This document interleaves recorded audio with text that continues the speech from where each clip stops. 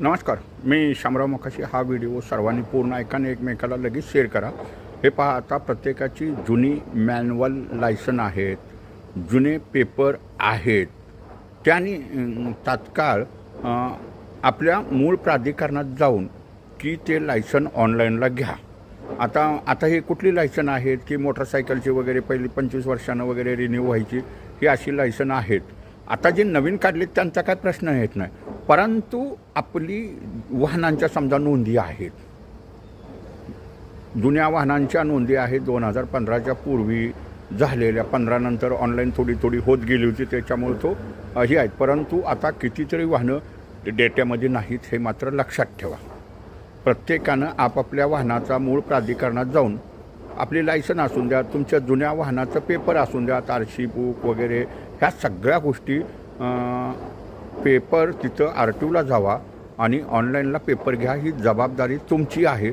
आता जवळजवळ RTOची रजिस्टरं जीर्ण होऊन नष्ट झालेले आहेत आणि फक्त ही 10% ऑनलाईनला कामं यायची बाकी आहे. ते कुणीही विसरू नका. हा व्हिडिओ जास्तीत जास्त शेअर करा की जेणेकरून लोकांना कायदा कळायला पाहिजे. आता पहा, आता कितीतरी लायसन जुनी आहेत ते रिन्यूसुद्धा होत नाहीत, कारण त्यांचा एकतर बॅकलॉग नाही आणि RTOमधील इंडेक्समध्ये सुद्धा त्यांचं नाव नाही, रजिस्टरची पानं फाटलेली आहेत आणि त्यांच्याकडेही काय कॉप्या नाहीत. आता ज्यांच्याकडे तुमच्याकडे झेरॉक्स कॉप्या असल्या तर न्यायालयाच्या आदेशामुळे त्या इंडेक्सवरनं तुमचं लायसन बॅकलॉगला घेतलं जातं आणि पुन्हा ते लायसन ऑनलाईनला येतं.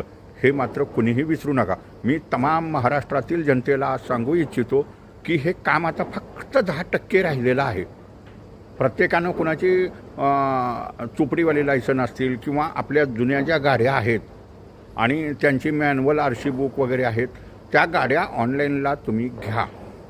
कुणाची राहिलेली आहेत त्यांनी, आणि स्मार्ट कार्ड म्हणजे ते ऑनलाईनला तुमची गाडी येऊन द्या. नाहीतर ह्या स्क्रॅपिंग ॲक्टच्यामुळं मोठा सगळा गोंधळ होणार आहे. होतच असतो गोंधळ हा, पण प्रत्येकाची जबाबदारी आहे. ऑनलाईनला आपली वाहनं घ्या.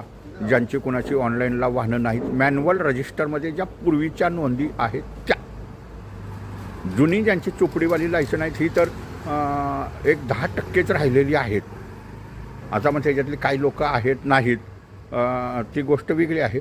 परंतु प्रत्येकानं हा व्हिडिओ शेअर करा आणि ज्यांची ऑनलाईनला लायसन नाहीत, मॅन्युअल पद्धतीनं ज्यांच्या वाहनांच्या नोंदी आहेत, त्यांनी हे पेपर ऑनलाईनला टाकून घ्या. RTOला जावा, तिथं तुम्हाला ती वाहनाचे पेपर तुम्ही घेऊन गेला की ऑनलाईनला अपडेट करून देतात. हे मात्र विसरू नका. रजिस्टर सर्व जीर्ण